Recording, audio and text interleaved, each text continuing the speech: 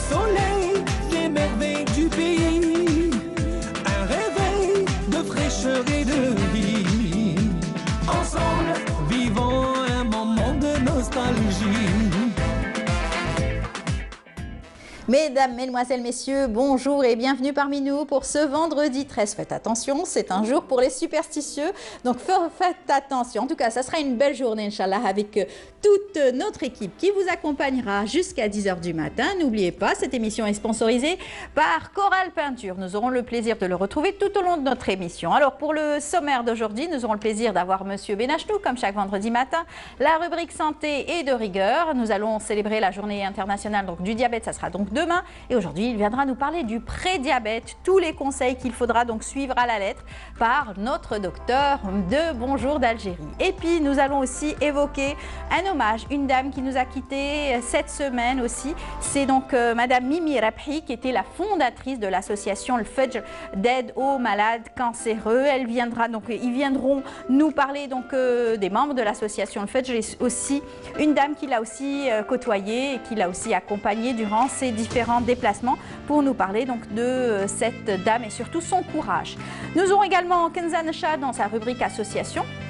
Aujourd'hui, elle parlera d'association Win El Qaï. Oui, c'est une plateforme qui nous permet d'avoir des médicaments, de trouver des médicaments. C'est une belle chaîne d'espoir et de solidarité qui se met en place grâce à des âmes charitables. Et puis, on aura aussi la mobilisation pour les familles touchées par les récents feux de forêt à travers le pays. Une belle solidarité aussi s'est mise en place. Elle nous en parlera tout à l'heure à travers sa rubrique association. Et puis, on aura deux jeunes musiciens, violonistes. Ils font leurs études au niveau de l'Institut de musique, l'Institut national de musique. Un vient d'Al-Oued et l'autre de la Roite. Et il viendra nous parler bien sûr de leur passion, la musique. Tous deux font du violon. Ils nous feront une belle pièce musicale. On appréciera tout à l'heure leurs prestations. Et on terminera avec le jeune Massilias qui sera avec nous aujourd'hui pour nous parler de l'architecture égyptienne, les pyramides. Et oui, vous saurez tout sur cette architecture qui date depuis des années, des siècles. En tout cas, il viendra nous en parler. Et il y aura une petite similitude entre le Madrasan, bien de chez nous, cette fameuse architecture aussi particulière de Betna et surtout de Tambo de Mauritanie du côté de Tipaza. Il viendra nous parler un petit peu de tout cela. Voilà, c'est tout le programme qu'on a choisi pour vous. J'espère que vous allez passer un très bon moment en notre compagnie. Et sans plus tarder, je vous laisse en compagnie de Mina Abed pour la météo.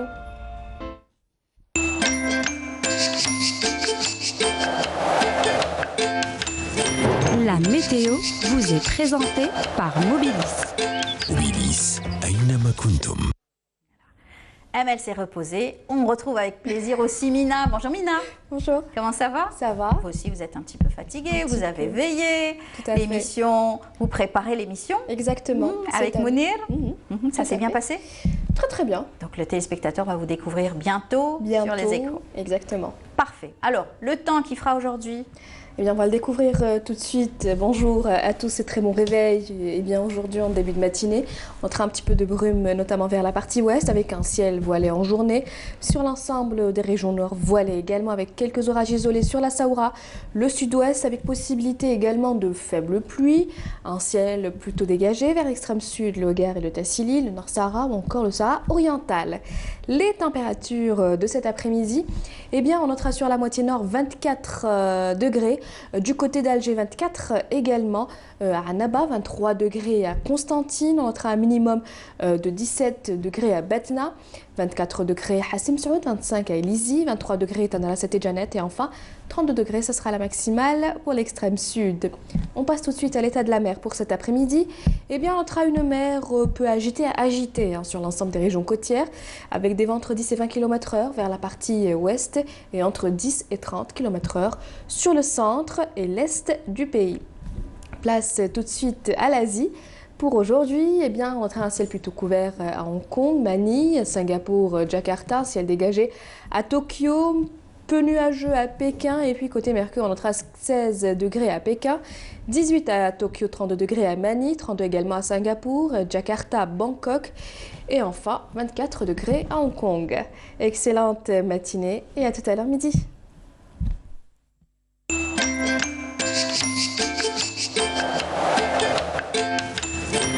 La météo vous est présentée par Mobilis. Mobilis, أينما كنتم. Voilà.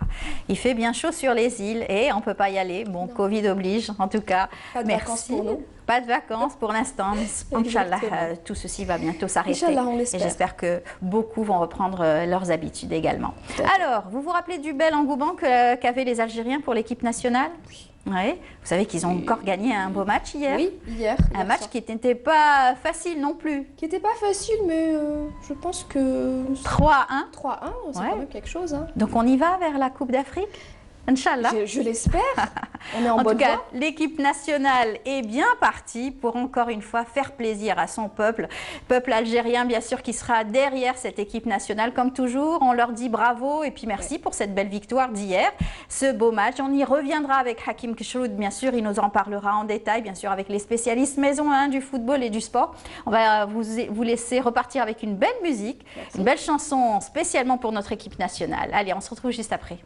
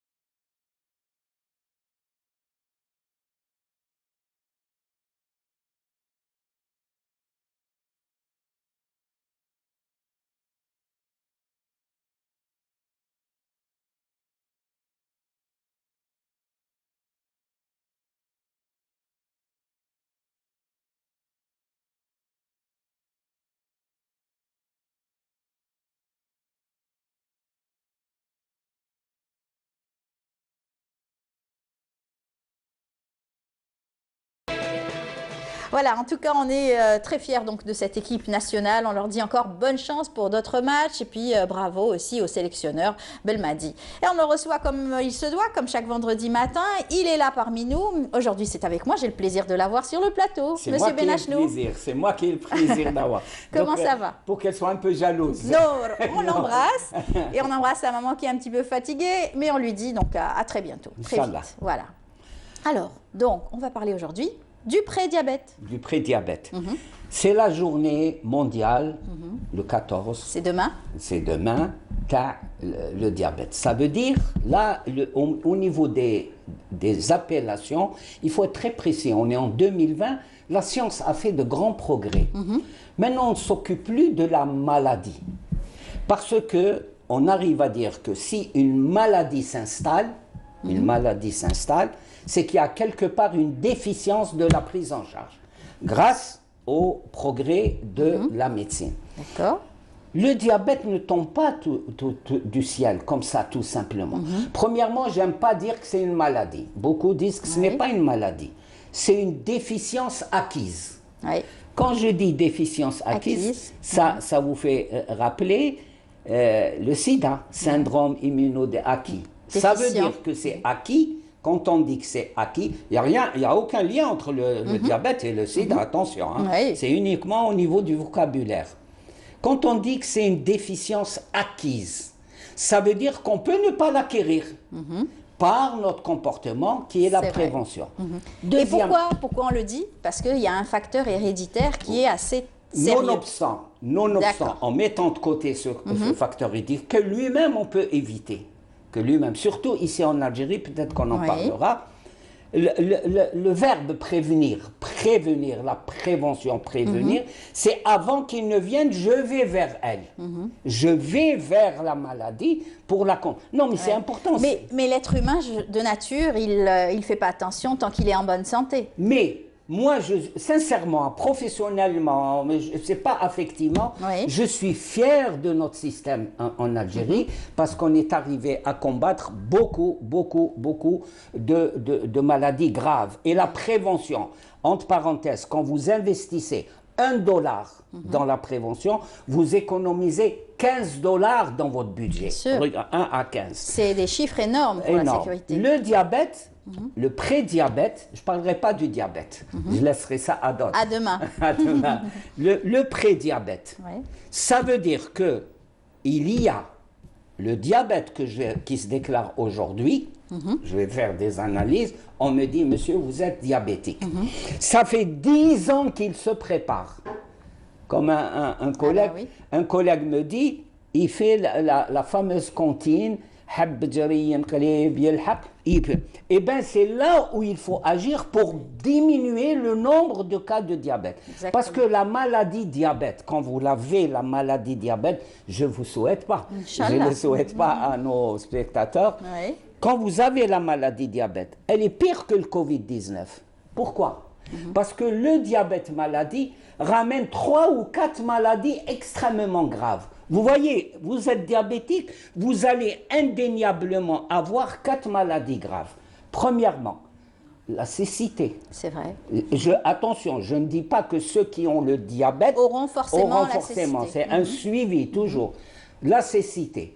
Maintenant, on a cette explosion d'AVC et d'arrêt cardiaque, tout ça, accident vasculaire cérébral, c'est le diabète. Parce que maintenant, le diabète, on considère que c'est une maladie vasculaire.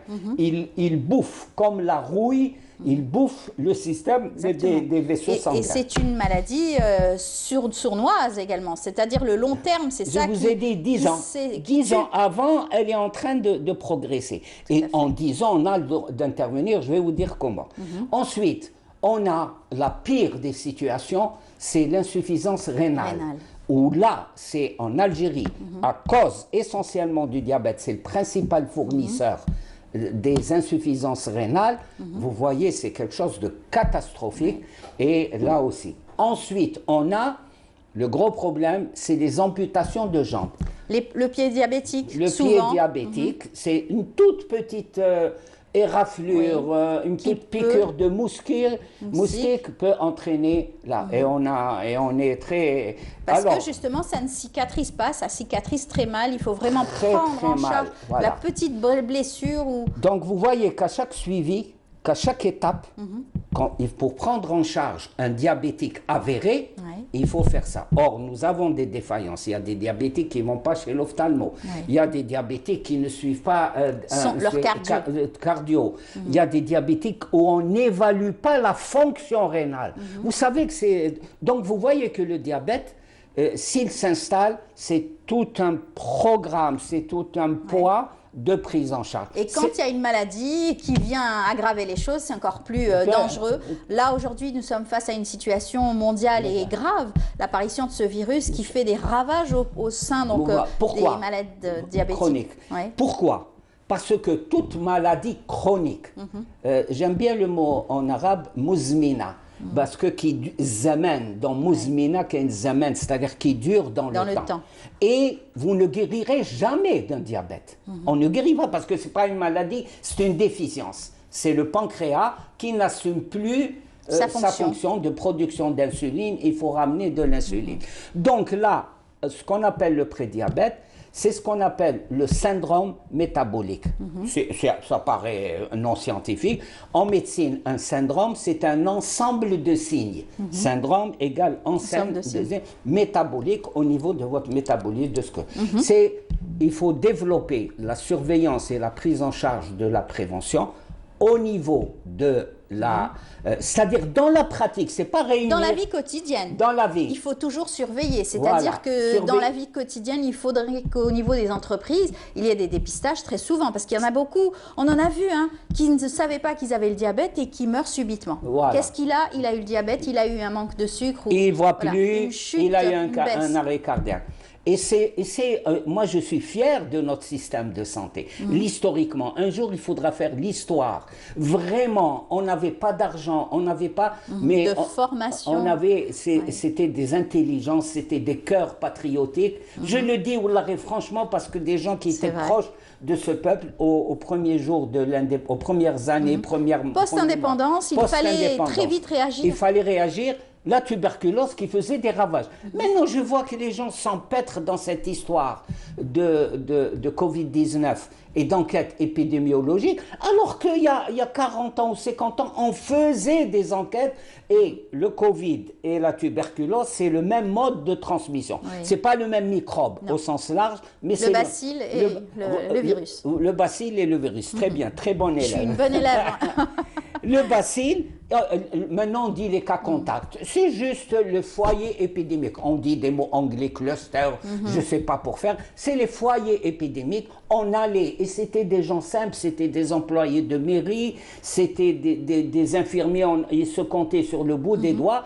Ils allaient, ils faisaient des prélèvements de salive dans l'endroit où ils vivaient. On essayait d'améliorer le logement, toutes ces choses-là. Je crois que c'est pour ça que je suis fier.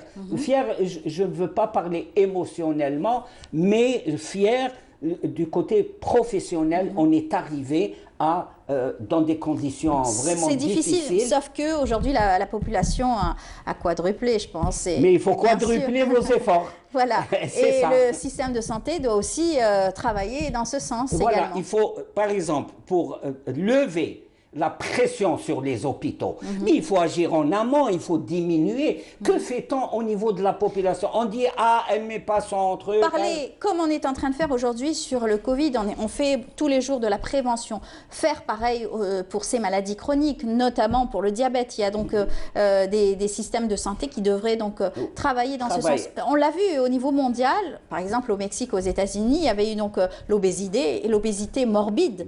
Et là, ça c'est un facteur aggravant du diabète. Maintenant, il faut expliquer aux gens que dire combien tu pèses, quel est ton poids, ça ne veut rien dire. Maintenant, c'est ce qu'on appelle l'IMC, l'indice de masse. Et hélas, même certains confrères, certains consoeurs mettent sur la balance. Ça, c'est dépassé, c'est des techniques dépassées. C'est l'IMC. Expliquer ce que c'est les différentes formes d'obésité. Ça, c'est très important. Que les médecins aient un ruban mètre.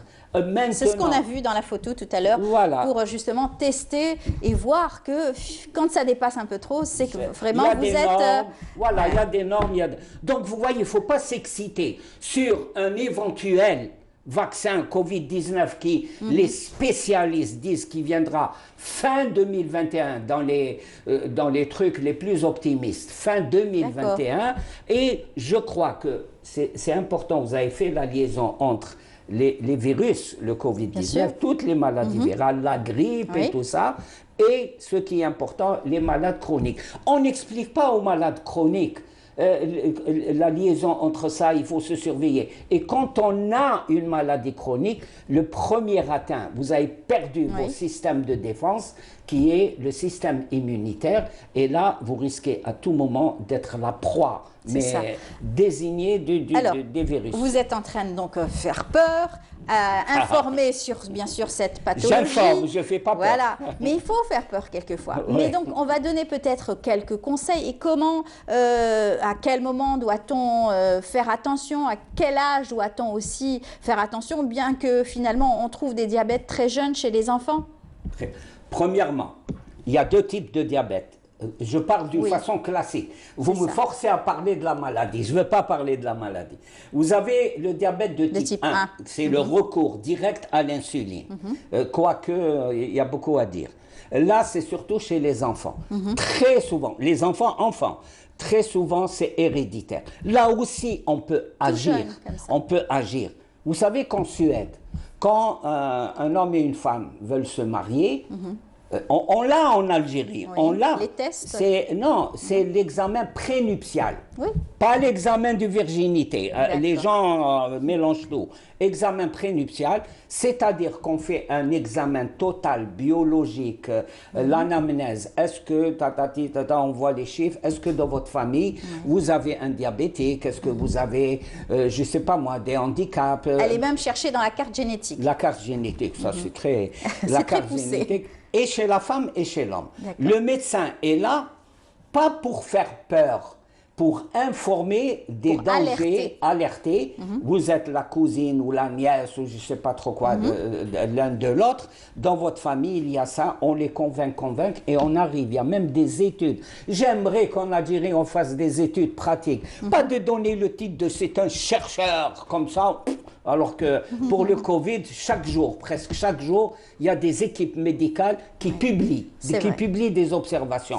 Non, mais je ne comprends pas. Fermons la parenthèse. Il y a des chercheurs, quand même, qui travaillent. Allez, on les salue aussi. On les salue.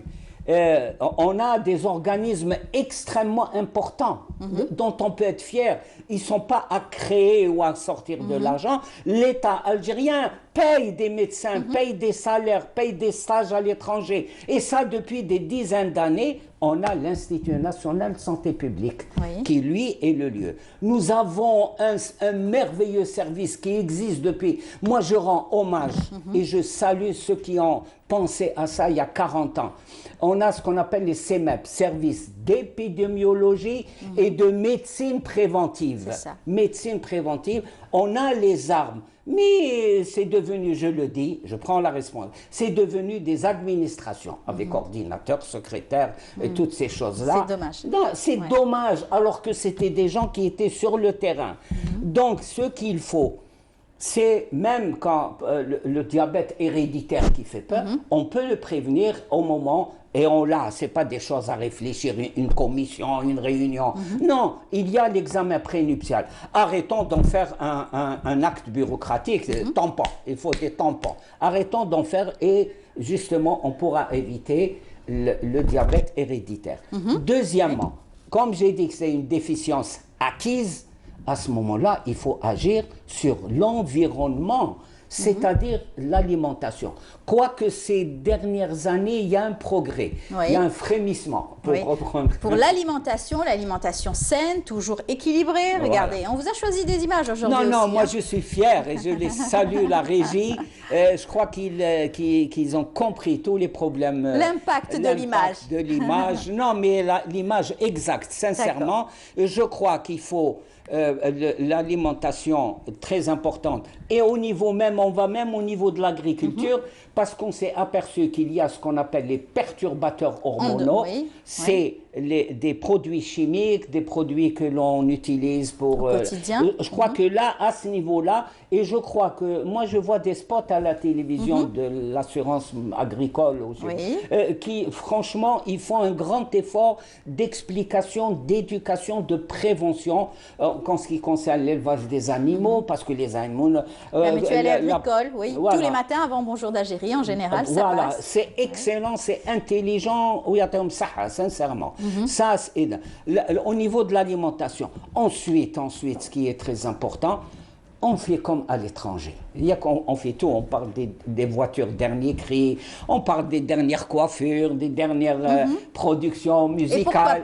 Et pourquoi pas parler des différentes publications et des publications précises. Quand quelqu'un s'adresse à la population, il ne faut pas qu'il utilise des termes. Ce qui est formidable quand même, c'est que justement nos médecins, nos spécialistes, les endocrinologues travaillent justement avec des différents laboratoires, parce qu'il y a des séminaires maintenant. Chaque week-end, pratiquement, il y avait, maintenant qu'avec le Covid, c'est un petit peu plus délicat, il y avait des séminaires qui permettaient aux professeurs, aux enseignants et surtout aux médecins spécialistes d'être toujours à la page des nouvelles publications, sorties, médicaments qu'on pourrait donc donner.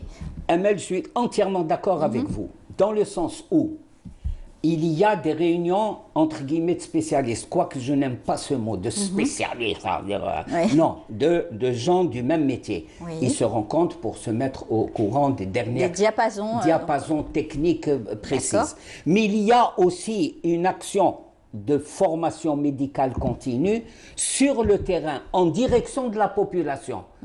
Il faut faire ça dans les centres culturels du quartier, il faut faire ça dans les écoles. Pourquoi ne pas faire ça une fois par mois, réunir les parents, surtout les mamans et les élèves, que ça soit... sensibiliser. Sensibiliser. Je pense que c'est le moment de pouvoir sensibiliser. On n'attend pas que les journées, bien sûr. Vous l'avez dit, d'ailleurs. C'est pour ça... Il faut que ça soit tout au long de l'année. Et ensuite... Au niveau des écoles notamment. Célébrer la journée. Qu'est-ce que c'est qu'une journée mondiale, surtout l'OMS? L'OMS, c'est pas pour faire des réunions, pour faire des réceptions, boire des jus de fruits, s'embrasser. S'arrêter sur les chiffres, s'arrêter sur les cas. Ces chiffres, par rapport à cette année 2020, qu'y a-t-il de progrès dans la gestion de la maladie et la prévention de la maladie? On est en 2020 par rapport à 2019. C'est pour ça que c'est annuel. Et dans le sens où, pour arranger, pour rectifier le tir, et ce qui est très important maintenant, notre logiciel doit changer, il doit se reporter sur la pratique des médecins, la formation des médecins en ce qui concerne le syndrome métabolique. Il faut apprendre, je vous mets au défi, venez, on va, d'avoir un ruban-mètre, les médecins doivent ça, surveiller. Alors, quand on met le ruban-mètre, à quel moment on saura que, bien sûr, c'est une alerte? Oui, il y a une alerte. Là, premièrement, il y a les normes américaines, il y a les normes européennes. Depuis des années, j'attends les normes algériennes, mais elles ne peuvent venir qu'à partir d'un nombre assez grand de normes. Mais là, chez nous, rien qu'en dehors du ruban-mètre, baladez-vous, et je suis sûr que vous le voyez, surtout chez les hommes, nous avons des horreurs, nous avons des obésités. La fameuse bedaine. La bedaine hloua, ça c'est romantique. Vous avez l'illa, on appelle l'alleta, on appelle ça, et c'est surtout, terrible ça. C'est morbide, c'est morbide, il y a un surpoids. Et pire que ça, les enfants des écoles, les enfants des CEM, moi, à chaque fois, je regarde... Les sucreries, les sodas, tout ça, c'est vraiment un enfant, très mauvais. Vous voulez me faire éclater le cerveau, un enfant, allez devant une école, un enfant qui descend de la voiture du papa ou de la maman, parce que les deux conduisent, avec comment on appelle ça? Une canette de jus, mais il se met jus, appelé jus, c'est pas. Alors que depuis des années, il faut informer les parents qu'il faut mettre une pomme, qu'il faut mettre une banane, une poire, surtout notre pays, alhamdoulilah, Jannah, de beaux fruits et légumes. Voilà, le matin. Et ça c'est important. Vous voyez que le travail, parce que on va vous dire qu'on n'a que 4 millions de diabétiques. Là, il faut comprendre ce que c'est que ce chiffre. Ce sont les diabétiques, maladies déclarées, pris en charge. Il y en a qui ne sont pas déclarés. C'est 3 ou 4 fois plus sous forme de prédiabète. C'est-à-dire que c'est un terrain miné, vous l'ignorez. Vous voyez que la mine qui explose. Non, la mine qui explose, elle peut faire beaucoup de dégâts. Et c'est là aussi, il faut qu'il y ait une coordination entre les ophtalmos, entre les cardios, et surtout, s'il vous plaît, il faut publier publier. Si on est des chercheurs, si on a une activité, il faut publier. Pas des grands bouquins dorés ou je sais pas. Alors, non. Tout à fait. Comme on parle de diabète, on parle aussi beaucoup de Covid en ce moment et il faut qu'on fasse toujours de l'information et on informe et surtout on explique les choses. Donc on va voir ensemble un spot pour encore une fois sensibiliser au maximum autour donc du Covid parce que c'est ce qui fait peur en ce moment. Donc regardez, on se retrouve juste après.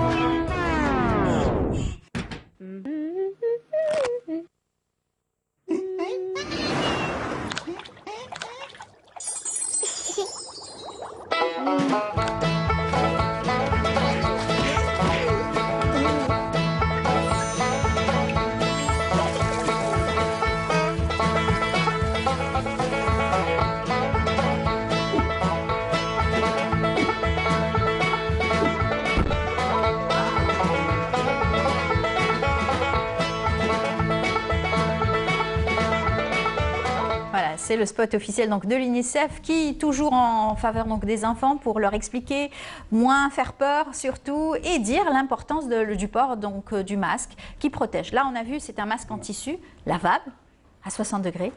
Ouais, il faut avoir un thermomètre, non, de l'eau chaude, voilà. Parce qu'on risque de se brûler, attention, surtout si on a un petit enfant qui colle à la robe de la maman, on peut avoir attention. Mais c'est important, il faut là avec l'eau chaude. Moi, je remercie le Covid. Parce que les producteurs audiovisuels, ceux qui... Regardez comment on produit des choses simples, mais extrêmement... efficaces, qui vont droit au but. L'impact est merveilleux. Moi, je dois tout dire aux téléspectateurs.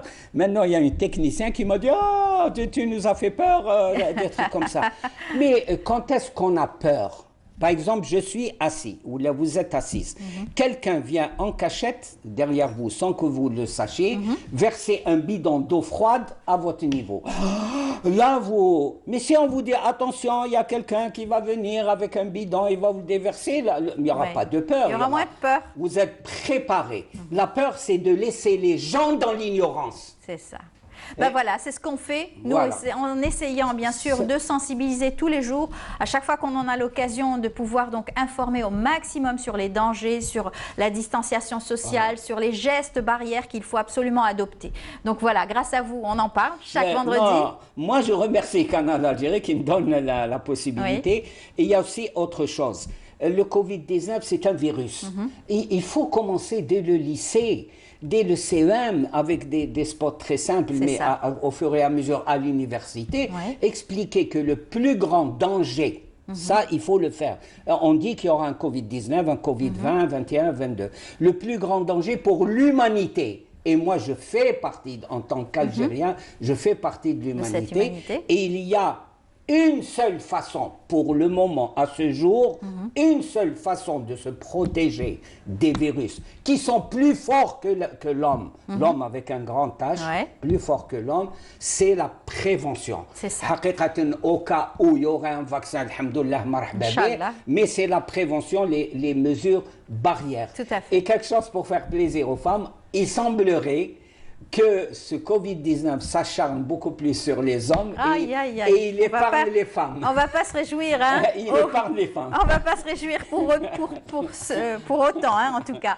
On souhaite une bonne santé à tous ceux qui nous suivent et nous regardent. Inch'Allah, le-marda yishfiou et surtout, l'itoufa ou la yarhamhum. Merci beaucoup, Monsieur Benachnou. Comme à chaque fois, c'est un plaisir de vous recevoir. Et puis, prévention oblige surtout pour la journée mondiale donc, du diabète. Aujourd'hui, on a parlé du prédiabète. Et vous savez tout comment donc, prévenir cette maladie, comment prévenir bien sûr cette maladie. Avant qu'elle ne vienne. Demain, on parlera du diabète et de l'installation de cette pathologie avec aussi un représentant du ministère de la Santé. Merci beaucoup. beaucoup. De rien. À très bientôt, vendredi Je vous en prochain. prie. Inch'Allah. Voilà, Inch'Allah. Si vous m'invitez. Hein. Évidemment. Allez, on vous laisse repartir avec un beau reportage. Pour prévenir le diabète, il faut faire du sport. Eh bien, notre journaliste a été justement filmé. Donc, ceux qui profitent des week-ends et profitent de jours fériés, de beaux jours surtout. Ça s'est passé au niveau du parking donc, du 5 juillet. Regardez, les familles se sont retrouvées. Leïla Benaïcha y était. On se retrouve juste après. L'équipe de Canal Algérie est vraiment au top. Parfait, merci.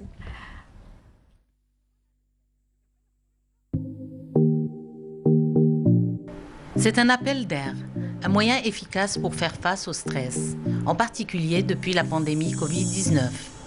Sur le parking du complexe olympique Mohamed Boudiaf, des sportifs et des amateurs de sport en plein air se défoulent.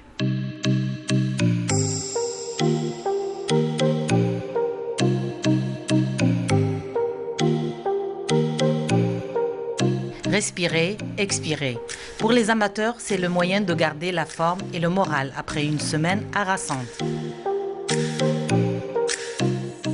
كي نجو لهنا نحسو احنا نديرو سبور نحسو احنا ناشطين وفوق على كي خير نكونوا في الدار وكي نروحو لا ميزون نحسو احنا ملاح. نجي لهنا 5 جويي باش ندير لو سبور. Bien sûr, on garde les distances, ما نتقاربوش ما بيناتنا on garde la forme.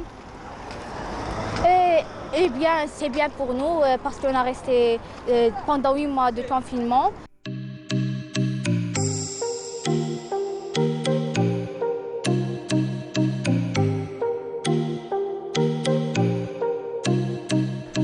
Pour les professionnels, la question des clubs et autres infrastructures d'entraînement s'est posée depuis l'application du confinement. Ils sont donc obligés de s'adapter à la situation. Un mal pour un bien. العام هذا تلاقينا المشاكل تاع الكوفيد كوم تو الموند دونك احنا حابين باش ما نبقاوش الاولاد مده 8 شهور هما قاعدين في لي كارتي دونك الاولاد يديروا الفوتبال علاش ما يجوش للستاد يخدموا باش اموان نبداو المانتيان تاع الاولاد باش نسيليكسيون الاولاد ما خلوش في لي كارتي يدوروا برا باش تنحي شويه المشاكل والضغوطات اللي هم على الاولاد في الدار.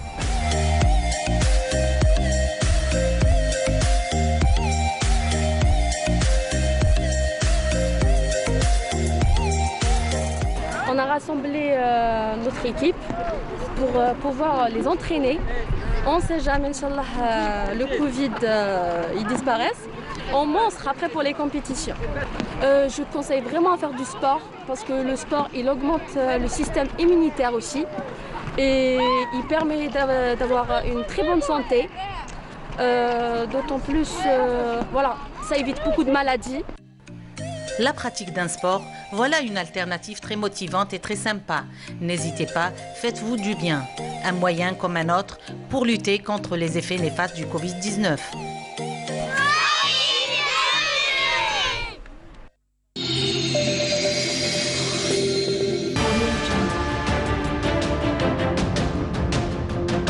Enfin, une peinture algérienne aux normes internationales.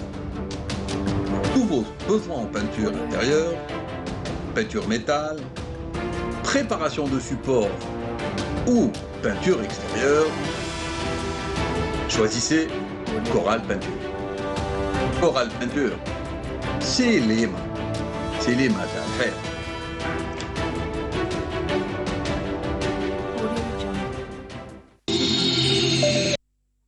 Voilà, Coral Peinture, notre sponsor officiel du Bonjour d'Algérie, qui vous accompagne tout au long de cette émission. Et on retrouve comme il se doit Kenza Nechal qui vient chaque vendredi matin pour nous parler donc de l'action des associations. Bonjour Kenza. Bonjour Amel. Comment ça va? Ça va très bien. Vous nous avez manqué la semaine dernière. Moi aussi, le plateau m'a manqué. Voilà, je sais que vous êtes très active sur la toile, avec les associations, sur le terrain également.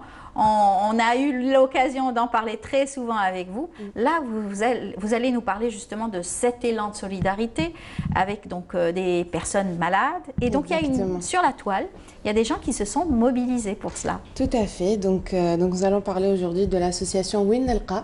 Donc cette association, ça fait quand même un bon moment qu'ils sont sur le terrain, qu'ils sont mobilisés sur le terrain.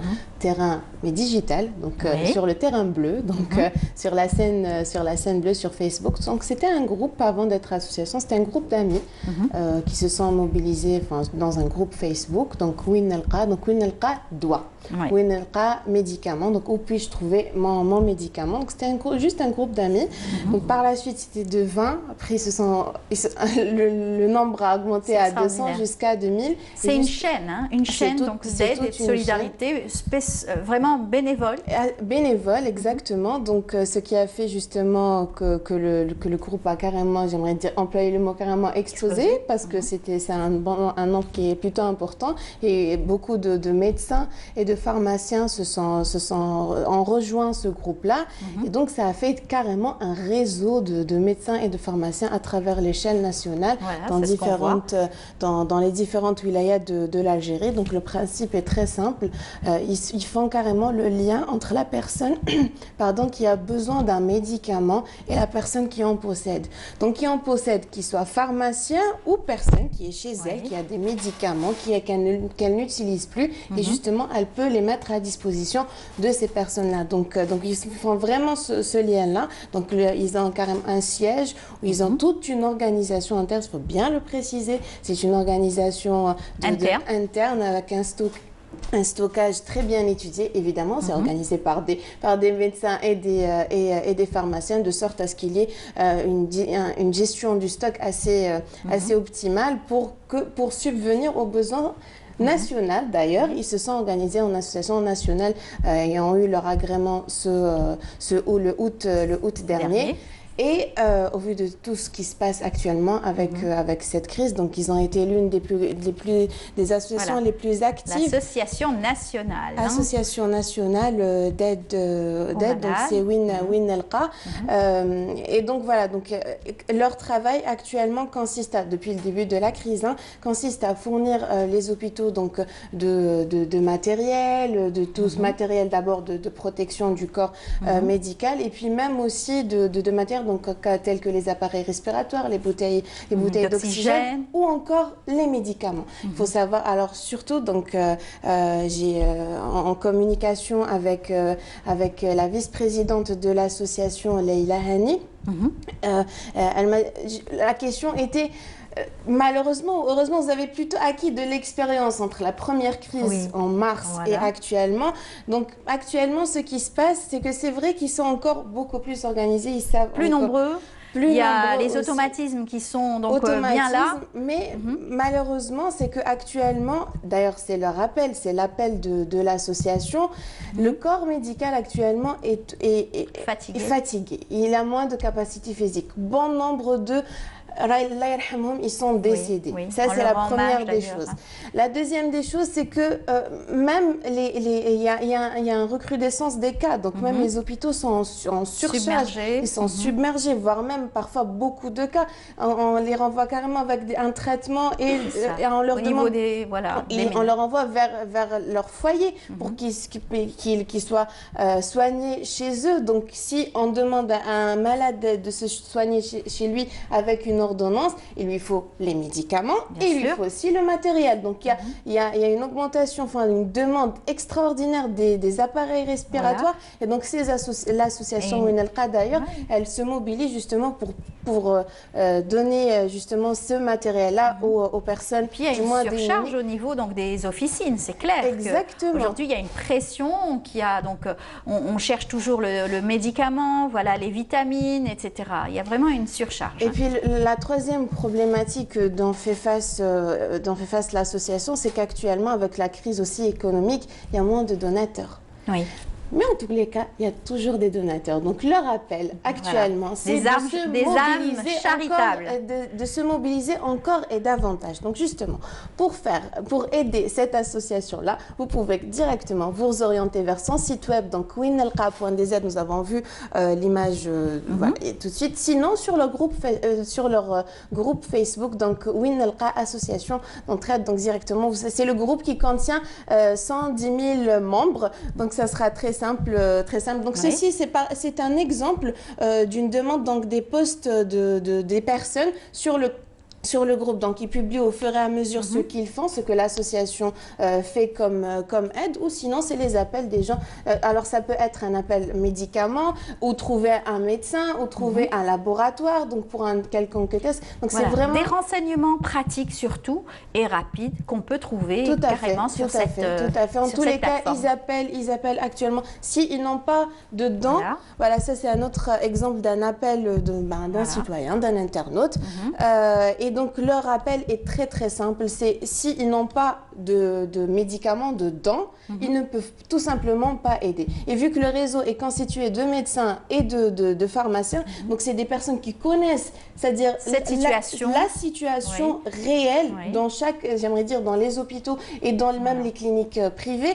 Et donc, il est important de s'orienter vers ce genre d'association et leur donner main forte. Donc, même si, et puis ça aussi, on ne laisse pas nos médicaments qui sont chez nous, que peut-être ce médicament pourrait sauver une vie ou deux ou trois. Donc, l'essentiel, c'est d'aller orienter vos médicaments qui sont chez vous, les orienter. Le temps que les frontières s'ouvrent, d'ailleurs même, ils ont fait beaucoup d'interventions, cette association, en relation avec la diaspora algérienne. Il y a énormément, justement, il y a une très belle chaîne de solidarité qui s'est mise en place, donc des médecins, etc. Ça reste encore peut-être bloqué au niveau donc, des douanes et des frontières. Tout à fait. C'est dommage. Aussi pour rendre hommage à la diaspora algérienne, justement, qui s'est mobilisée même avant la crise pour ce genre d'intervention, donc que ce soit des médecins ou des interventions chirurgicales pour des personnes dans le besoin. Dans le besoin, tout à fait. On l'a vu, donc, on les a souvent invités. Je répète encore le nom de l'association, donc c'est winelqa.dz. Vous pouvez vous orienter si vous voulez vous inscrire dans la plateforme de cette association-là, ou carrément vous orienter vers le groupe Facebook Winelqa. Voilà. Ça, c'est pour le côté médical. Il y a une autre forme de solidarité. Celle-ci, on ne s'y attendait pas. C'était vraiment, ça a été spectaculaire. Ces feux de forêt un petit peu partout sur le territoire national, c'était des feux criminels pour certains. Donc, en tout cas, ça a délogé beaucoup de personnes. Il y a eu aussi des victimes et surtout aussi tous les efforts qui ont été fournis par la protection civile, qui ont souffert aussi.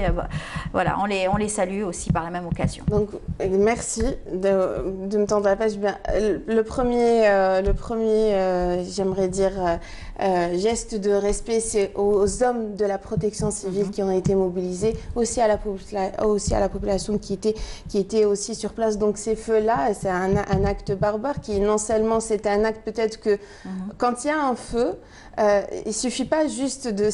L'impact du feu, ce n'est pas juste d'éteindre le feu et puis l'impact disparaît. Non, il a un impact qui est beaucoup plus lent. C'est vraiment que ce soit sur la population ou encore que ce soit sur l'écosystème sur place. D'ailleurs, il y a la fondation Ru'ya Center for Public Policies and Reform, donc qui a carrément proposé son aide. Cette fondation est composée d'experts dans divers domaines, des scientifiques, que ce soit ici en Algérie ou encore à l'international, qui propose son aide, car justement, elle a sur sa page Facebook, ils ont carrément émis un petit peu quels sont les risques de ce genre de feu, car non seulement, notamment les gaz carboniques, donc s'il y a les gaz carboniques qui sont engendrés par le feu, ça provoque des pluies acides. Si on dit pluie acide, donc ça va augmenter de l'acidité des eaux souterraines. Et évidemment, ça va carrément augmenter la toxicité. Et puis surtout, ça va impacter l'agriculture, fragiliser l'agriculture locale. Et ne parlons pas aussi de tout le déséquilibre écologique sur place. Donc justement, elle propose son aide, mais aussi toujours la société civile mobilisée, telle que l'Organisation nationale de protection du consommateur, qui a aussi sensibilisé à faire de la plantation. Donc il a fait la sensibilisation à la plantation dans une école. Nous allons voir maintenant une photo, car ce qui est important quand il y a un feu, d'après les experts, je ne suis pas experte dans ce domaine-là, mais en tous les cas, tel l'expert Messabis qui est au niveau de la direction des forêts d'Alger, qui a justement émis que quand il y a un feu, en fait, on ne peut pas planter durant 2 ans. Pourquoi? Parce qu'il y a quand il y a un exemple, si on prend le pain, il y a l'éclatement du pain, et puis il y a directement les grains du cône. Donc il y a les grains qui tombent sur terre. Donc justement, il faut laisser que ces grains puissent pousser d'eux-mêmes. Donc il faut laisser que la terre, la forêt se régénère d'elle-même. Donc on ne peut ni nettoyer carrément et puis ni planter. Donc il est important de directement, de ne pas planter, mais on peut planter aux alentours. Donc il y a la sensibilisation. C'est très bien, c'est les scientifiques qui sont là pour informer. Et puis la nature se régénère d'elle-même en général. Donc heureusement que finalement la nature est bien faite. Et sans oublier aussi la mobilisation de l'association Main dans la Main d'Oran en collaboration avec Nestlé sur place qui sont en train de faire, parce qu'il y a beaucoup de personnes qui avaient des kiosques à l'intérieur de ces forêts. Donc c'est des kiosques qui sont brûlés. Donc c'est des personnes, c'est des familles qui sont sans emploi. Petits chalets en bois. Petits chalets qui maintenant sont devenus, le propriétaire est devenu sans emploi. Donc c'est important de se mobiliser pour toutes ces familles qui sont autour de ces forêts. Voilà. En tout cas, il y a un bel élan de solidarité pour ces personnes. En tout cas, on salue toutes ces âmes charitables, encore une fois, qui se sont mobilisées. C'est beau, les Algériens. Malgré toutes les catastrophes que vit le monde et surtout qu'on traverse aujourd'hui en Algérie, la population algérienne reste mobilisée. Donc c'est très beau. Donc on continue avec un point très positif. Oui, toujours dans l'environnement. Non, pas spécialement, mais ça a en tout cas un impact sur l'environnement. Ça contribue à préserver aussi l'environnement. C'est notre Algérienne Hassina Mouri, donc qui est algérienne, qui est professeure à l'université de Johannesburg, qui a été récemment élue vice-présidente de l'Union internationale des sciences géologiques, donc qui fait d'elle la première femme africaine et qui est algérienne, donc qui a été élue donc vice-présidente de cette grande organisation internationale de géologie pendant 4 ans, donc pendant 5 ans, de 2020 Une belle fierté pour tous les Algériens et puis surtout pour les femmes qui sont toujours très fières qu'une femme accède comme ça à un poste aussi important. Et puis on la salue, on a vu ça sur les réseaux sociaux, ça a beaucoup circulé d'ailleurs. On a besoin justement de positivité, d'optimisme dans ces temps-ci. Donc voilà, donc le plus important actuellement avec toutes les crises qui se passent, par exemple telles que les étudiants qui n'ont pas encore, je parle des universitaires qui n'ont pas encore repris, le plus important est de s'armer de savoir, de patience et surtout de savoir. Ce n'est pas parce qu'on n'est pas dans l'université ni dans l'école qu'on ne peut pas faire des formations en ligne. D'ailleurs, il y a même certaines écoles privées qui actuellement proposent des formations en ligne parce que voilà, le plus important, l'intelligent est celui qui s'adapte. Donc, il est de notre rôle, nous, en tant que citoyens, de s'adapter et de s'armer de savoir pour faire face et on l'a développer toujours notre vu, pays. Les jeunes algériens sont très attentifs à tout ce qui se passe, tout ce qui les entoure. On a pu le voir quand il y avait ce fameux confinement dans la ville de Blida et autour également dans certaines villes qui étaient touchées par le Covid. On a vu cet élan de solidarité qui était formidable. Ils continuent, ils ne sont pas fatigués, ils ne se lassent pas en tout cas d'aider les autres et vous l'avez aussi très souvent souligné à travers vos passages. Exactement. Et puis ce qui est beau aussi, c'est que ce n'est pas la mobilisation était belle, non seulement par rapport à l'aspect humanitaire, mais tout autre aspect tel que les arts. Donc il y a par exemple il y a carrément des petits vlogs qui sont des vidéos, carrément des comptes sur Instagram qui font la promotion des artistes tels que Dardarek, donc ils font carrément de la promotion des artistes justement parce qu'ils sont ils ont réussi à se démarquer. Les artistes actuellement qui souffrent parce qu'ils ne peuvent pas se produire, ils ne peuvent pas exposer, que ce soit, je parlerai des 8 arts, qui ne peuvent pas non seulement exposer leurs œuvres, mais aussi ils peuvent carrément pas se produire pour ceux par exemple qui ont besoin de scènes ou de... Donc justement, il y a ce genre de belles initiatives qui d'ailleurs, parlant de Dardarek, là, sa première chronique, c'était sur un très bel artiste qui s'appelle Bold, donc Rani, qui fait carrément de la calligraphie, un travail extraordinaire. Et donc voilà, cette mobilisation est très belle. Donc continuons, faisons face, adaptons-nous et surtout développons Surtout que cette pays. crise est mondiale, on le voit à travers les médias d'ailleurs, beaucoup en souffrent, beaucoup en pâtissent et il faut y remédier, que cette chaîne de solidarité se mette en place pour aider les plus démunis qui ont perdu leur emploi, les personnes qui sont en difficulté financière et on ne sait pas jusqu'à quand ça va pouvoir encore perdurer. Aujourd'hui, ceux qui ont la chance de faire du télétravail, tant mieux, qui continuent à le faire. Pour ceux qui ont perdu leur emploi, il faudra trouver une solution rapide comme ça. Et aujourd'hui, il y a ces associations qui aident quand même, qui prennent en charge. D'ailleurs, justement, peut-être les citoyens qui sont en train de, téléspectateurs qui sont en train de nous regarder comment aider. Ben, si vous avez par exemple le besoin d'une personne qui peut vous aider chez vous, donc que ce soit du jardinage ou autres travaux, vous pouvez vous orienter vers les associations parce que sachez que les associations sont toujours confrontées à des personnes qui sont dans le besoin, qui ont perdu leur emploi. Donc peut-être qu'il pourrait être juste l'association pour carrément être un lien entre les personnes qui ont certaines compétences et vous qui vous en avez besoin. Donc je parlerai de femmes de ménage ou de jardiniers ou de bref tous ces petits métiers libéraux qui pourront voilà. Et puis on salue aussi tous les malades qui nous suivent et nous regardent, qui ont juste cette ambiance avec la télévision et ce rapport direct avec la télévision. Merci beaucoup Kenza pour toutes ces informations sur la toile, toutes ces associations qui se mobilisent quotidiennement et vous avec également. Voilà. Merci. À la semaine prochaine, Inch'Allah. Avec joie. Faites attention, soignez-vous bien et faites attention à tous vos proches. Voilà. Surtout. On va continuer tout de suite à vous faire plaisir à travers ce beau reportage signé Samia Bouharour qui a rencontré pour nous des enfants qui profitent bien sûr de cet atelier de dessin. Regardez, on se retrouve juste après. Voici une façon d'occuper les enfants, de les distraire, mais surtout de les laisser s'exprimer, tout en respectant le protocole sanitaire.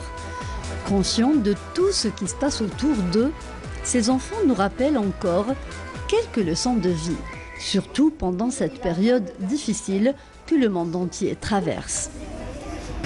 Disney, le Covid, c'est en ce moment, c'est un virus très dangereux qui tue des milliers de personnes. Il faut se protéger de ce virus. Oui, comment se protéger, Lina? Porter de la bavette, se nettoyer les mains bien avant de manger et après, faire des distances. Cet atelier de l'art-thérapie est une initiative du grand artiste peintre Sofiane Smaïl qui a pu s'imposer sur la scène internationale. Parce que quand j'étais enfant, mon rêve le plus cher, c'est un jour de dessiner des œuvres.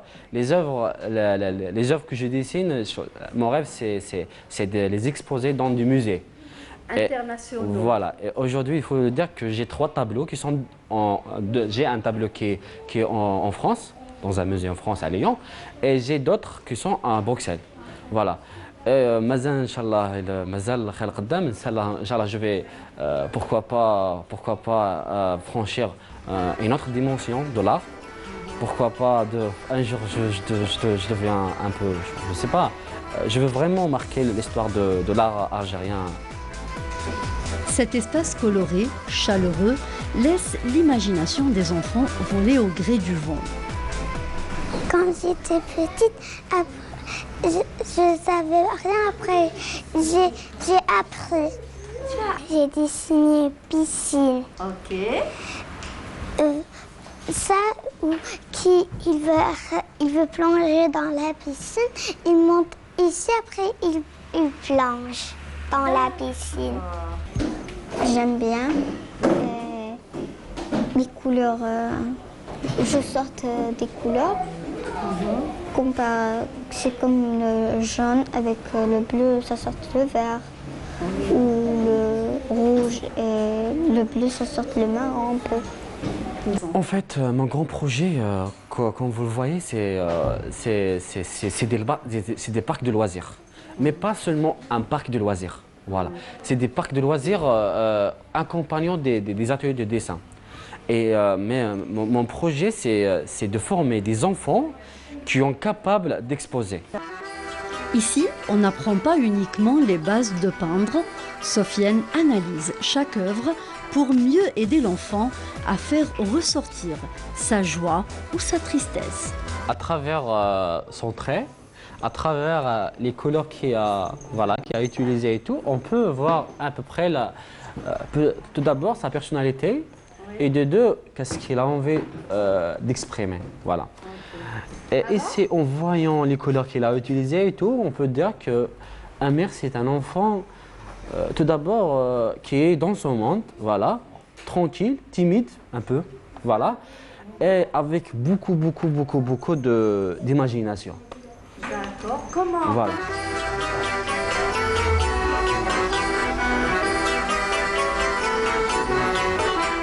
Voilà, c'était un beau reportage signé Samia Bouharour et bien sûr les enfants s'occupent, c'est très important de leur faire découvrir les couleurs, les peintures et les pinceaux, c'est en tout cas un beau loisir. On rappelle que Coral Peinture nous accompagne tout au long de cette émission pour Bonjour d'Algérie et jusqu'à la fin bien entendu. Massilias est déjà prêt, lui il est bien loin de ses dessins et de ses petits dessins donc de papier plein de couleurs, lui plutôt il est dans la recherche et les sciences. Bonjour Massilias. Bonjour. Comment vas-tu? Je vais bien. Merci. Très bien, ça a été ta semaine? Oui. L'école? Oui. Parfait, parfait. Aujourd'hui, tu vas traiter d'un sujet aussi très sérieux, donc l'architecture égyptienne. Oui, donc durant la dernière rubrique, on avait fini avec la préhistoire. Ouais. Et ces fameux animaux préhistoriques, oui. magnifiques. Donc aujourd'hui, on va parler un petit peu de l'Antiquité pour situer un peu, et surtout de l'architecture égyptienne. Et on va aussi parler à la fin du tombeau d'Ibn Hassan et de Sheshnar. Voilà, qui ressemble à peu près, hein, c'est un petit peu dans le même esprit d'architecture. Oui, voilà. Exactement. Donc l'Antiquité, c'est la première période de l'histoire. Donc elle commence de 3500 ans avant Jésus-Christ, donc avec l'invention de l'écriture. Et donc elle s'est terminée en 476 après Jésus-Christ avec donc la chute de l'Empire romain d'Occident. Donc elle se trouve entre la préhistoire et le Moyen-Âge. Donc les Égyptiens, plus précisément, l'Empire égyptien s'est formé en 3200 avant Jésus-Christ. Et il s'est formé avec l'invention des hiéroglyphes, ces écritures très connues qui se trouvent sur les temples, les pyramides et tout. Et en parlant de pyramides, d'ailleurs, on va commencer avec ça. Donc, on va parler de l'architecture qui se trouve derrière les pyramides de Gizeh, du plateau de Gizeh. Donc, il y en a 3. La plus grande, c'est Khéops, qui est la dernière des 7 anciennes merveilles du monde. Qu'on est en train de voir d'ailleurs. Oui, qui reste. Et la deuxième, c'est Képhren, c'est la deuxième plus grande. Et la plus petite, donc voilà Képhren. Et la plus petite, c'est Mykérinos. Donc, Mykérinos, sur le plateau de Gizeh, voilà, ça c'est Mykérinos. Donc, sur le plateau de Gizeh, il y a donc 3 pyramides principales et 3 qui sont réservées aux épouses des pharaons qui sont dans ces pyramides. En fait, le lien qu'il y a justement entre toutes ces pyramides et ces mausolées, c'est que ce sont justement des tombeaux funéraires. Exactement. Donc ce sont des tombeaux funéraires, comme vous l'avez dit, des pharaons et donc de leurs épouses. Donc on voit sur cette image les 3 petites pyramides qui se trouvent juste derrière. Donc chacune de ces pyramides, il y a une épouse de l'un des pharaons. Il faut savoir déjà que les pharaons, leur tombeau, il se trouve au milieu de la pyramide, très exactement. Et la pyramide, elle est faite de telle façon à ce que il y a 5 ouvertures au niveau de la pyramide, 4 de chaque face et une au-dessus. Et ils sont placés de manière à ce que les rayons solaires, peu importe l'emplacement du soleil dans la journée, il est toujours un rayon qui éclaire et qui illumine le tombeau. Donc ils utilisaient ce qu'on appelait, on croit qu'ils utilisaient ce qu'on appelle des tombeaux solaires, comment on appelle des sacs, non? Des cadrans. Des cadrans solaires, voilà, exactement. Donc, on a découvert un seul cadran solaire, il est de forme ovale, il est cassé malheureusement, on ne sait pas ce qu'il y a dans l'autre face. Mais en tout cas, déjà, c'est un bon début pour des découvertes. Exactement. En tout cas, on peut dire qu'ils étaient vraiment très ingénieux. Hein. Ils étaient vraiment en avance sur leur temps. Hein. Les Égyptiens, on disait d'eux qu'ils avaient cette ingéniosité. Dans l'architecture, ils ont donné exemple à beaucoup d'architectes dans le monde. Beaucoup d'architectes se sont vraiment inspirés. Ils se sont cassés la tête pour essayer de trouver comment est-ce que cette pyramide a été construite. Et surtout quand on voit l'immense bloc qui devaient être tractés et montés jusqu'en haut, et à la force des bras surtout. Oui. Il n'y avait pas de grue, il n'y avait pas de gros tracteurs, il n'y avait pas de gros camions. C'était tellement ingénieux de leur part qu'il y a énormément de régions du monde où ils essayent de reproduire des pyramides. On en parlera plus tard avec le Tembo d'Imil-Rasen. Et donc il faut savoir également que même l'architecture à l'intérieur, déjà, elle est bien faite. Car déjà, par exemple, dans chaque pyramide, donc l'entrée, c'est un labyrinthe en fait. Exactement. Jusqu'au jour d'aujourd'hui, on trouve des cachettes secrètes et surtout des lieux qui n'ont pas été découverts jusqu'à présent. Il y a des archéologues qui sont fascinés par cette architecture égyptienne, qui rêvent d'aller travailler sur ces sites. Exactement. Et donc c'est vraiment des labyrinthes, il y a des escaliers, parfois il y a des descentes. Et en fait c'est fait de telle manière à ce que s'il y a un étranger qui essaie d'entrer pour dérober tous les trésors, tous les bijoux qui se trouvent autour du tombeau. Richement Exactement.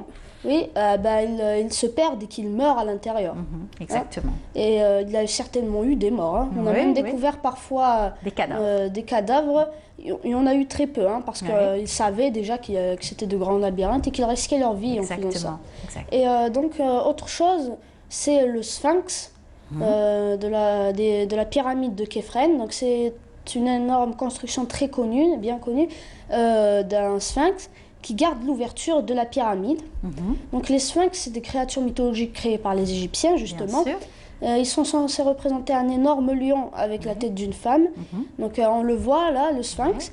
Et donc, le sphinx qui a perdu son nez. Exactement, c'est très connu qu'il ait perdu son nez. C'est la seule partie qu'il a perdue, justement. Et le sphinx, il est censé représenter l'intelligence. Il pose des énigmes.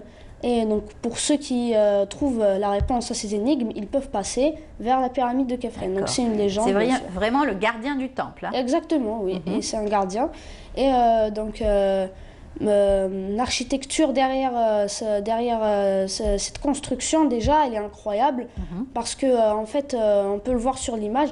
Il a été fait de telle façon à ce qu'on croit qu'il soit déjà assis.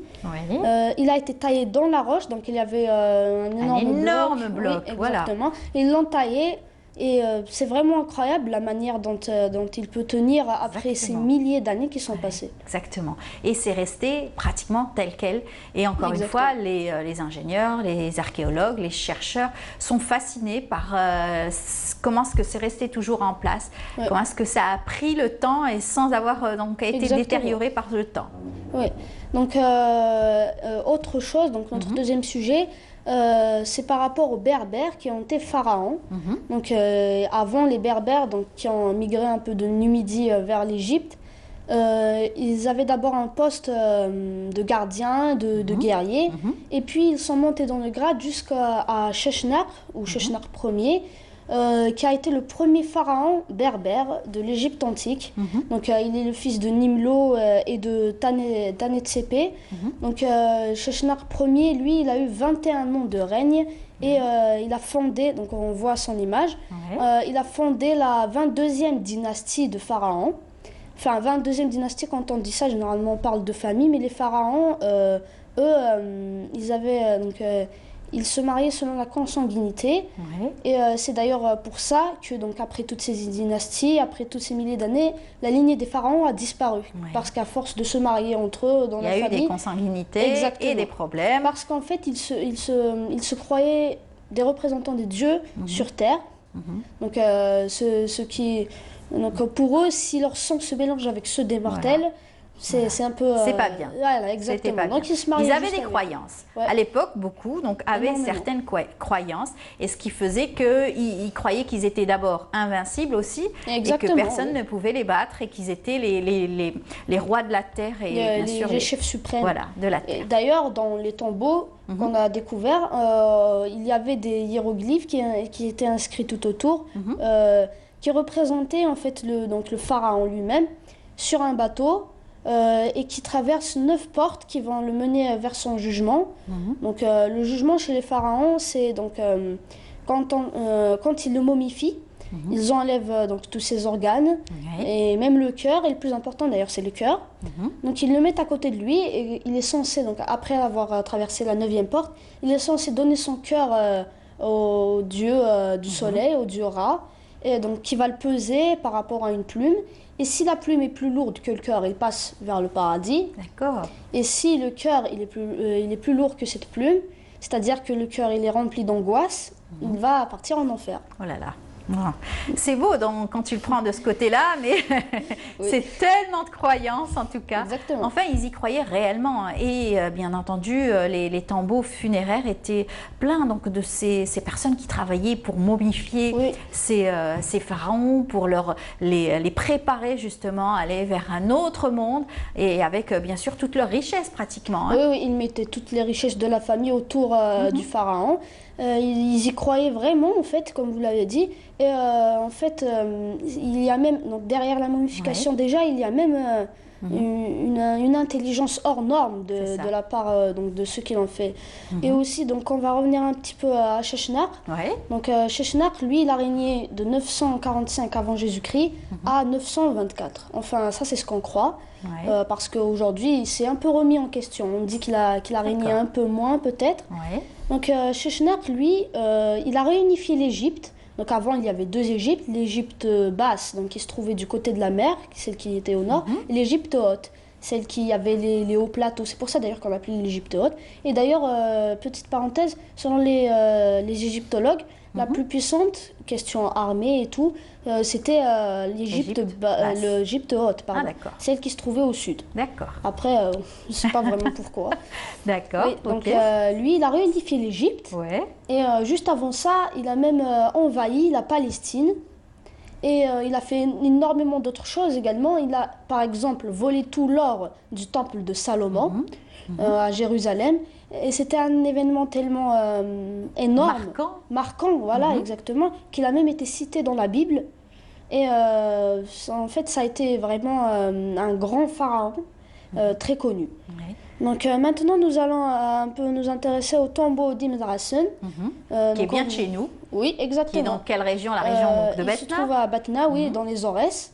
Donc ce tombeau, déjà, on peut voir qu'il a la forme d'une pyramide, justement. Donc, on disait tout à l'heure qu'il y a beaucoup de régions du monde qui se sont inspirées des pyramides. On voit là un exemple. Et donc, sauf qu'il est circulaire, celui-ci. Oui, il est un peu circulaire, c'est vrai. Voilà. À la base, elle est droite et en haut, il est en forme de très conique. Et en fait, c'est le plus ancien mausolée antique royal d'Afrique du Nord. C'est quand même un très grand titre. Un bel héritage. Ouais, il est protégé, mais par contre, il est il faut vraiment le protéger parce qu'il faut faire attention. Il fait partie des 100 monuments mondiaux les plus menacés, malheureusement. Et il faut absolument le préserver, le restaurer, faire attention. Exactement, oui. Et donc, malheureusement, une autre chose aussi, le tombeau, il a été pillé à l'époque ottomane et on n'a rien trouvé malheureusement à l'intérieur. Mais tout ce qu'on savait, c'est qu'il y avait des trésors. Et ils ont même découvert une salle secrète dans ce tombeau qui renfermait le dernier trésor qui n'a pas été trouvé par les Ottomans. Tout à fait. En tout cas, c'est un site qui est visité aujourd'hui. Il faut absolument aussi le préserver, comme tu l'as dit. Ça fait partie donc des 100 lieux, monuments aussi fragilisés par le temps. Donc, il faut en faire attention et surtout que ça fait partie du patrimoine mondial aujourd'hui. Alors, il faut rappeler qu'il y a une association qui s'appelle les Amis du Madrasan qui travaille pour essayer de promouvoir ce site et surtout tout en le préservant. Donc il y a beaucoup d'activités tout autour, ils font énormément d'activités. D'ailleurs à leur tête Monsieur Garfi qui est donc le président de cette association et qui est très jaloux donc de cette région, la région donc de Batna et notamment le Madrasan. Et on en parle à chaque fois qu'on en a l'occasion. Exactement. Donc on peut voir qu'il reprend la forme, il est un peu plus petit mais il reprend la forme du mausolée comment on appelle? De Mauritanie. De Mauritanie, oui. De Tipaza, il est beaucoup plus grand, oui. Donc ce mausolée, c'est celui de la femme de Juba II. Donc c'est Cléopâtre Célestine, qui est la fille de Cléopâtre elle-même, et aussi de Marc-Antoine. Donc c'est vu qu'elle est à moitié égyptienne. Donc elle s'est mariée avec Juba II. C'est ça. À sa mort, Juba II, il n'a pas voulu vraiment la dépayser. Il a respecté les coutumes de son pays et il lui a construit ce mausolée où il l'a enterrée. Voilà. Et c'est une belle histoire. Et là encore, c'est un lieu à visiter, le tombeau de Mauritanie, du côté de Tipaza. Il y a beaucoup de gens qui le visitent d'ailleurs aujourd'hui. Et heureusement, lui, il n'est pas l'un des premiers qui est menacé de questions mondiales, bien sûr. Voilà, exactement. Du côté de Sidi Rachid. Voilà. Merci beaucoup, Massilias. On a bien appris de belles choses avec toi ce matin. Merci. Et j'espère que ça va continuer comme chaque vendredi matin. On salue tous ceux qui t'aiment et qui te suivent ce matin. Oui. Ouais. Voilà, tu dis à tous ceux qui te regardent ce matin, à la semaine prochaine. À la semaine prochaine, pour tous ceux qui regardent. Voilà, très bien. À très bientôt. On te souhaite un bon week-end. Et puis, bien entendu, on se retrouvera dès vendredi prochain. Voilà. On continue notre émission. Je vous invite tout de suite à suivre donc, une belle petite balade à travers nos paysages. Et on se retrouve juste après.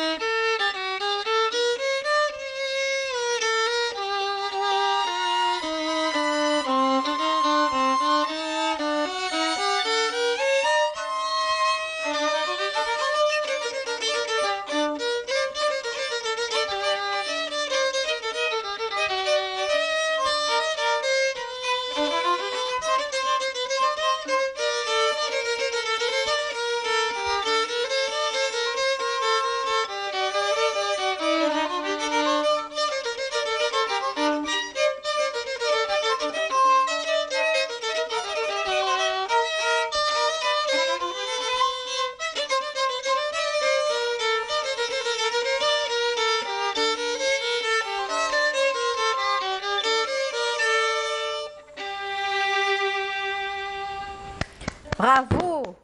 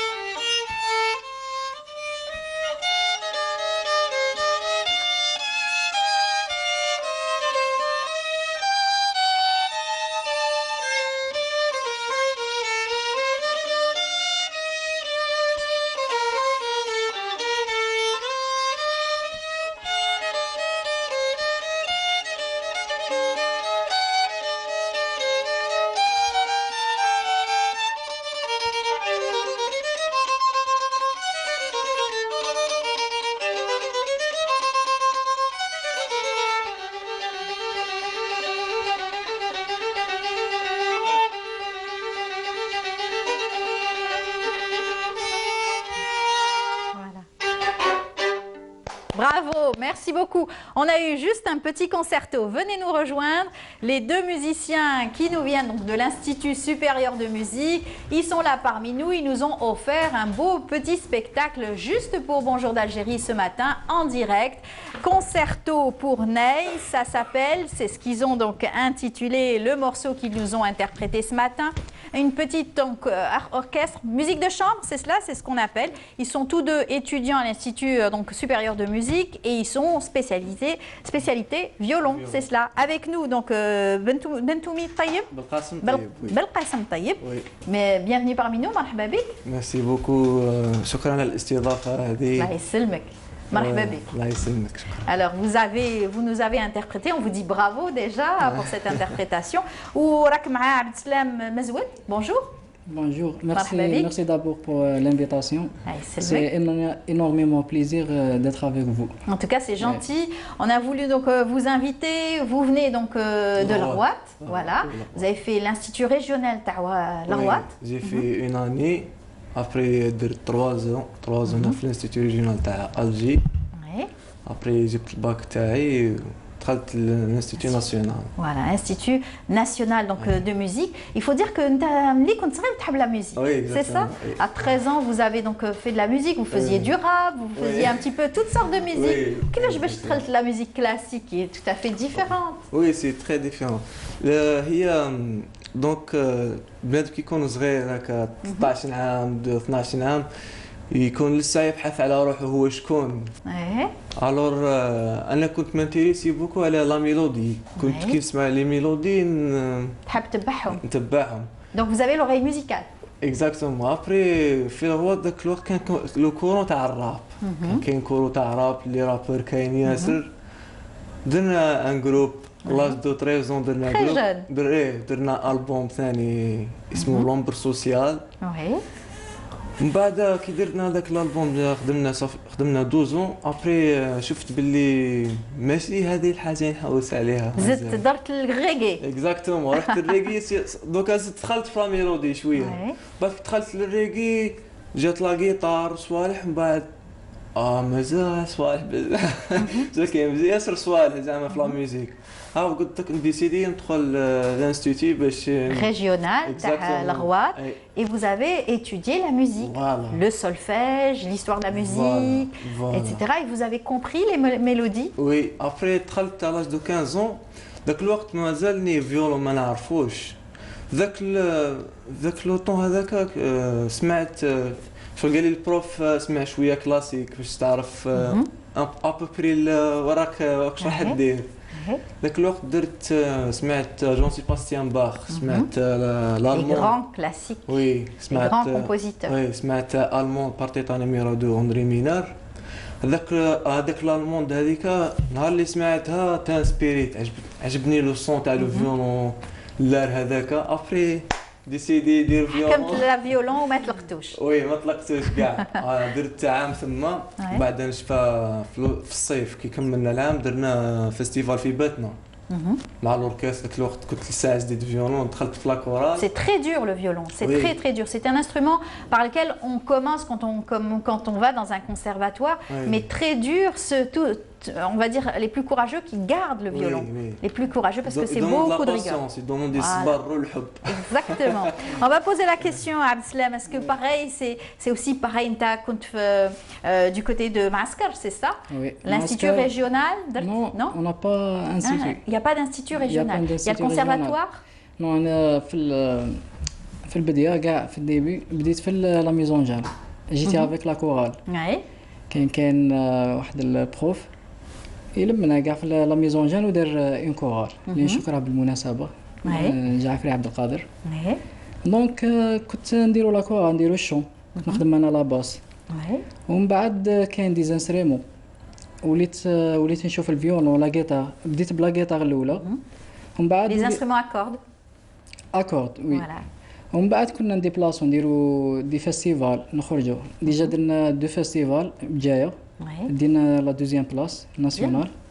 تما تعرفت بواحد كان هو ديجا كان في الانستيتو، كان يقرا اكاديميك. هيا هو شفته يلعب، عجبتني الفيولون. قلت له كيفاش راك دير وكاع؟ قال لي كاين الانستيتيو كاع. تما عاد عرفت باللي كاين ناس تقري لا ميوزيك كلاسيك ولي ميلودي. اكزاكتومون. ومن بعد درت برومي با، روحت بحثت على الانستيتيو هذا وانسكريت فيه وقريت 6 ans. قريت 6 ans. Voilà, l'Institut régional donc d'Oran, c'est cela? Oui, j'ai été diplômé en tant que violoniste en 2017. Voilà. Bon, actuellement, on est là. Voilà. Et puis, vous êtes tous les deux. Maintenant, vous avez rejoint l'Institut national à Alger. Bien entendu, vous avez plusieurs matières et vous continuez dans le violon, tous les deux. Donc, notre spécialité في l'Institut musicologie, هو spécialiste. Donc, on est شوية m'intéressé à la composition. Voilà, c'est encore plus compliqué. Donc, vous avez vos partitions, vous savez les lire, vous savez aussi les interpréter. Et vous avez travaillé avec des grands chefs d'orchestre d'ailleurs. Vous travaillez avec l'orchestre de Salim Dada. Bien sûr. Oui, c'est ça? L'orchestre des jeunes. Des jeunes, tout à fait. Et avec Lotfi Saïdi. Oui, exactement. Et comment ça se passe quand il y a des spectacles en ce moment? Bon, il n'y en a pas. Mais vous étiez donc, vous faisiez partie donc de ces jeunes qui faisaient partie donc de ces orchestres qui pouvaient se produire face au public. Oui. début بدينا مع لطفي سعيدي كنا لسه عزت في الاوركستر، باسكو حنا كنا في ليزانستيتو ما نخدمو، ما عندناش اوركستر كيما الاغواط سيرتو لا ميوزيك دو شومبر. سيرتو لا ميوزيك ما كانش داك البارطاج هذاك كي تلعب تسمع صاحبك شراه يدير. حنا كنا نلعبوا ديجا انديفيديوال، تبروك تريبيتي.